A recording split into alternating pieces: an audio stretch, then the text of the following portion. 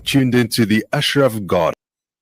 Yeah, so we've got 5 days left for me hosting this show as we get to the end of Ramadan. Let's talk to Ferial Haffajee from the Daily Maverick about the Guptas. Will they get to South Africa? Won't they get to South Africa?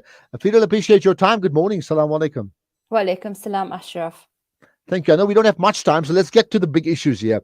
The Guptas, will they be coming to South Africa? Will they be returned to South Africa or not?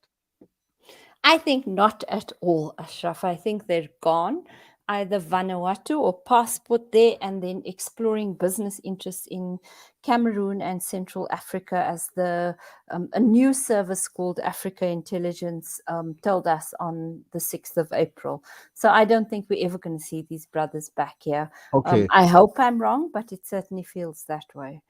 And of course, I mean, their issue has come to the fore in the last couple of weeks in terms of the original plan, which is extradition from the UAE, right? What do you make, therefore, of the goings on of the last few days, both from what we've heard from the UAE and from the South African side? Well, it's pretty clear if you look at the timeline of events from the arrest in June 2022 that the UAE has said one thing to the South African government and to the Financial Action Task Force.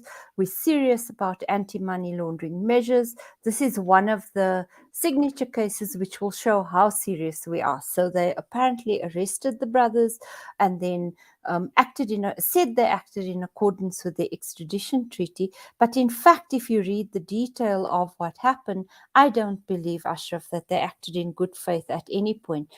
Our government, through our ambassador Saad Kachalia in Dubai, while he's actually in Abu Dhabi, but in the UAE, constantly asked for updates on where the case was, and it's pretty clear. About 6 times I calculated, and they were fobbed off until this report appeared in Africa Intelligence, which said the brothers had been spotted in Switzerland, where they were still apparently traveling either on a South African or a Vanuatu passport. So how did they get to leave?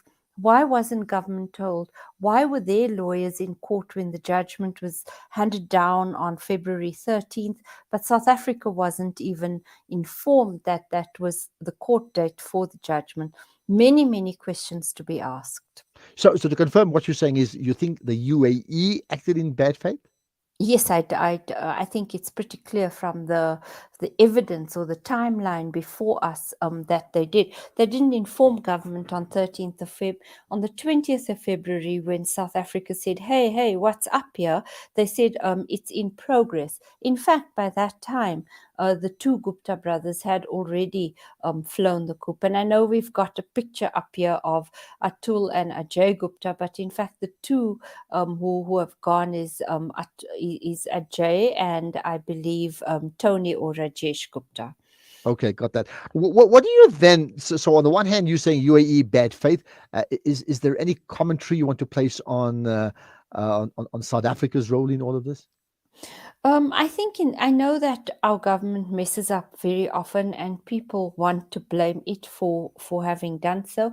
But in fact, if you look at the bundle of documents, at the information that they've put out in the public domain, they show you 2 things. The one is that the UAE says there was a cancelled warrant before the judge, and obviously that's not valid.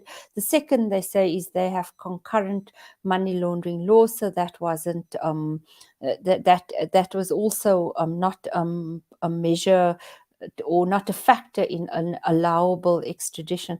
On both those grounds, South Africa was able to show that that is in fact not so. One, there was a cancelled warrant, but also the new warrant in the documents. And the second is that when you have these like double jeopardy laws or double criminality laws, like there's a money laundering offence occurred in the UAE and then also in South Africa. So who prosecutes it? That's usually subject to negotiation and information sharing, and that clearly didn't happen between the 2 countries. All right. Lastly, if my first big question was, will the Guptas return to South Africa? Yes, You said no. Then yes. what should the next big question be going forward?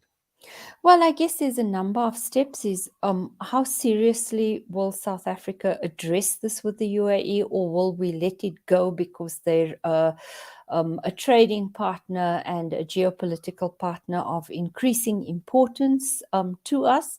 So that's the first question. The second, the UAE has said that they will appeal this finding, or the prosecutorial service of the UAE will appeal this finding on behalf of South Africa. So to watch that. I think it may be, if that happens, it's a matter of principle.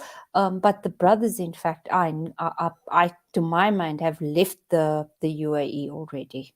And therefore erased from South Africa's prosecution history, And- if not the actual history of South Africa. Yeah. And try Sorry, and get them back from Vanuatu. Absolutely no chance of that. That's a tax haven supremo, huh?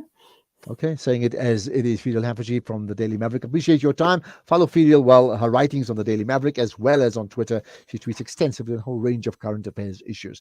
Well, there you are. Not going to come. Thanks for that, Ferial. That's going to come back to South Africa. And goodness, man, what does that mean for our country as we battle with a whole range of issues, including load shedding, just by the way, and you know that too, right?